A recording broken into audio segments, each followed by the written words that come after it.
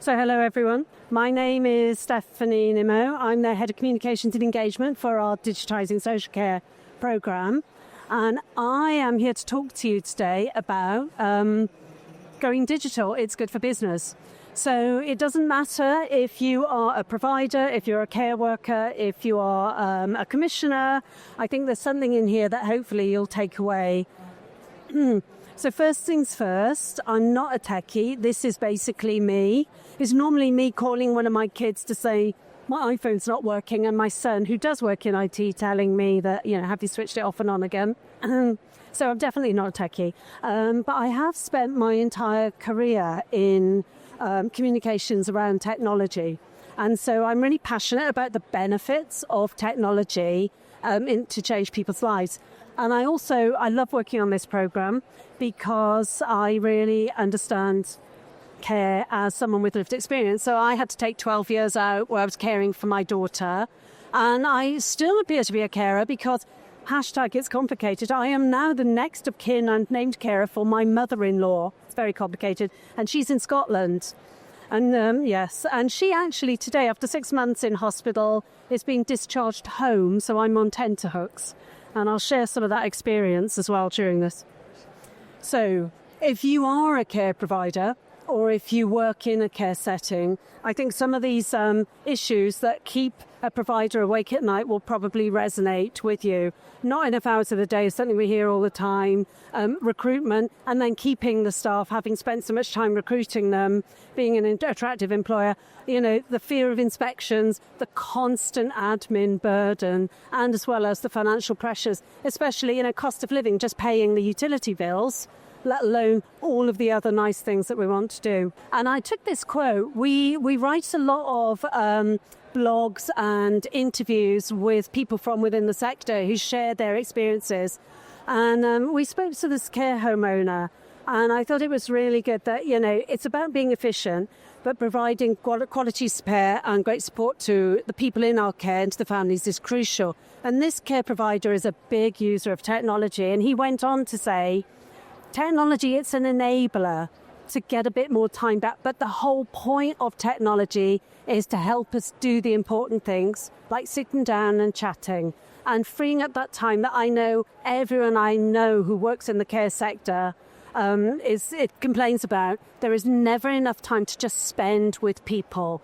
There's so much paperwork, there's so much admin, and you just want to spend time doing the thing that you joined the sector for, is to care for people and chat to them. So going back to why is digital good for business, it's not about being a tech nerd.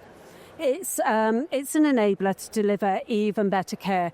And I think one of the differences is, and I think people get really, really scared about thinking about digital, it's not about the features, it's about the benefits. It's what it's doing for your target audiences, and I'll talk about that in a minute, that makes a difference to their lives. So because I'm a comms professional, I'm always going to go into comms professional mode and think my starting point always is, who are my audiences? So as a care professional, who are the people I'm dealing with? And then what is it that I am offering them? What are those problems that I'm trying to solve for them? And then overlaying all of that, think about why is digital relevant? So in terms of the sector, it's the clients and families. It's your staff are one of your key audiences. If recruitment and retention is one of your big issues, and then also stakeholders. So you've got the local authority and CQC, as well as multiple other, but these are the three sort of core audiences. For me, I have been one of those core audiences over the past few months as I've been looking at care settings for my mother-in-law, looking at should she go into a residential home. Today she's actually coming home with a domiciliary care package. So I've spent loads and loads of time talking to different providers and understanding what they can offer, given that here I am down in London and she's in Scotland, so that I had certain requirements. And my mother-in-law has capacity, so she's got a say in what she wants as well. And she was very, very vociferous in what she wanted and what she didn't want. Basically, none of it existed, so not on the budget she had. So we've had to really compromise a bit. So going into what do clients and their families care about and standing in the shoes of those people that you're targeting as an organisation. And these are the things that are that, I myself was thinking about, and my mother-in-law is, particularly as I say, I'm in London. I don't want to be phoning up all the time asking for updates. I don't want to be taking the care staff away from caring. But I also need to feel confident that my mother-in-law's getting the right care and that I'm going to hear if there's any breakdown. And then she needs to feel confident that they understand her and know her. And again, because she's got capacity, she was very, very clear when we talked about care plans. She wanted to make sure that she was writing her own care plan with the carer. And that was something that was very important to her because there are certain things about her life that she wanted them to know. And I think this whole thing, and this comes again, thinking back for when I was an unpaid carer, not having to repeat the same information over and over. That's what we all have to do. And it's just such a burden, isn't it? It's like, didn't you know that? The whole joined up. Why do people not talk to each other? Why is the GP working on a different set of information than we are? So thinking about then how digital can help, it's about then giving them the access to the care information, and that will give them that reassurance and that confidence. So for me, knowing that my mother-in-law is cared for, or that my daughter, when she was alive, was cared for, that I could log into an app. And in fact, the domiciliary care agency I chose was one that had an app so that I could remotely access her information. It means that I'm also not having to nip out from here and phone up all the time. But I know wherever I am, what's happening. And again, going back to that, being involved and having agency over your life when so much of your life has been taken away, having that agency. And even, so my daughter had a learning disability, but she had very, very clear opinions on what she liked and didn't like. Like if a carer had put a blue duvet cover on her bed, she would go ballistic because she was, no, it's pink or nothing. So, those little things can make a big, big difference, a big difference to the whole shift. And then just knowing that that information is joined up, the right information in the right place at the right time. So when you're thinking about digital, for me, that real differentiator was this family portal functionality. So within our program, a lot of our work over the past 3 years has been encouraging providers to take up digital social care records and to use the family portal functionality. So I've been speaking to a lot of families, and again, they've said to me that can be a deal breaker. Knowing that when they are choosing a setting for a loved one, that they can check in on an app if they're on holiday will alleviate so much anxiety. And this is what this particular lady said to me. When I was choosing, there were 2 brilliant settings, but the one that had the family portal was the one I chose because it just had that edge. I was able to check what was going on. So thinking about your next audience, and I think sometimes it's difficult when you're thinking about, your offer out to the sector. Trying to think of this audience-based approach reminds you of all the different touch points that you have to address with digital. So if you want to be an attractive employer to care staff, it's good to understand what do they think.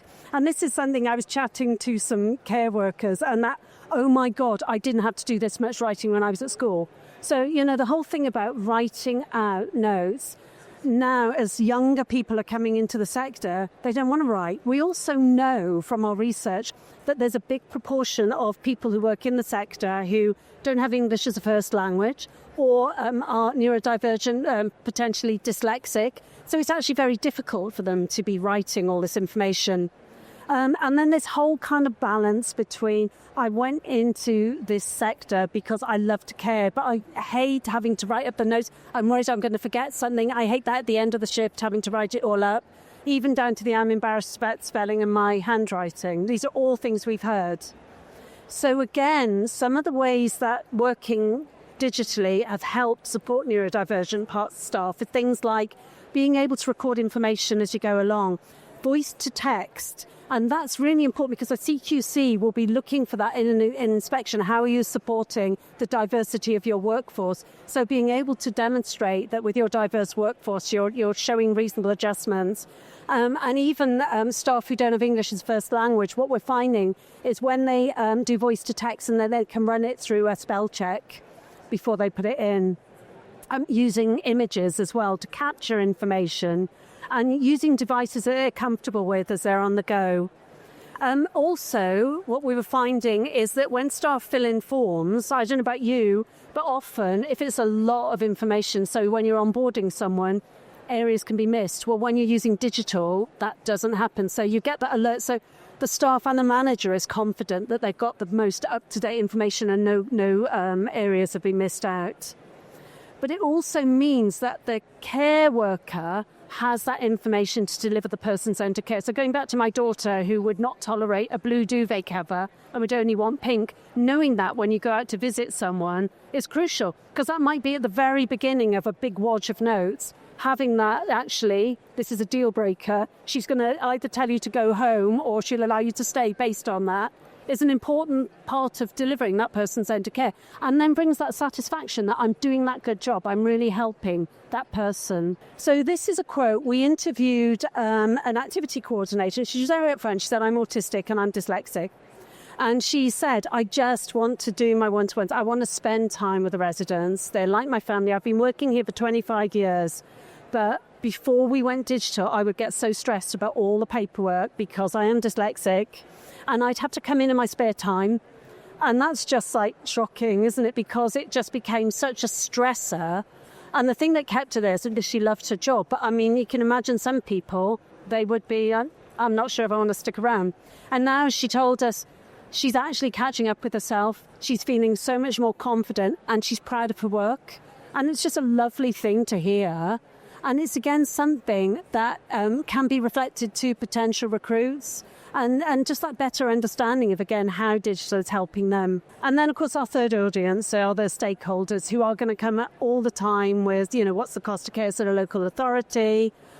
Right, run an inspection, want to see your care plans, how are you supporting equality and inclusion, how you respond to your clients' needs, and what's the evidence of a learning culture? How are you learning from incidents and building on that in the organisation? And again, what we're hearing is when we talk to providers who've digitised, it just alleviates that admin burden. So that instant access to audit information, that accurate data and the accurate evidence, but also things like insights into things like falls, UTIs, BMI, so that it can start tracking trends and lessons learned. And this is all something that can be pulled back into how do we improve our offer by demonstrating this is how we're learning. And then it's just efficiencies that come with pulling together the information, demonstrating cost of care, but time saving. So it's all about, when you think about the stakeholders, it's all about the level of data that's being captured,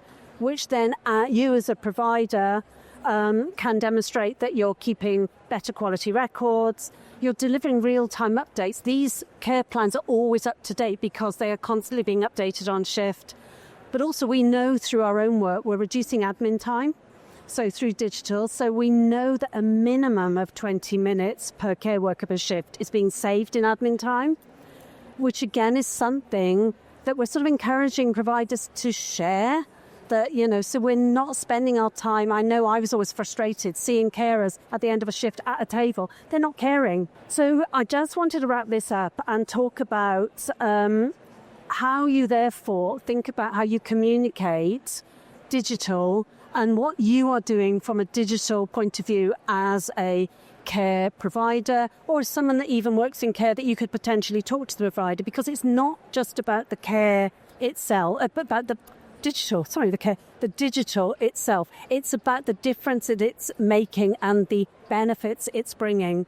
So thinking about, the staff recruitment, when you're recruiting staff, are you telling them about all the great systems you're using and how that will make their lives easier so they can focus on care? Have you included it in your promotional material? I had to really drag that out of providers when I was looking for dom care agencies and residential care. It wasn't something that was volunteered, but for me that was definitely a deal breaker. And so I think I just want to sum up, are you telling your audiences about the benefits to them, or are you just focusing on the features? So again, just going all the way back, what does this digital investment that you've made mean to me, your target audience?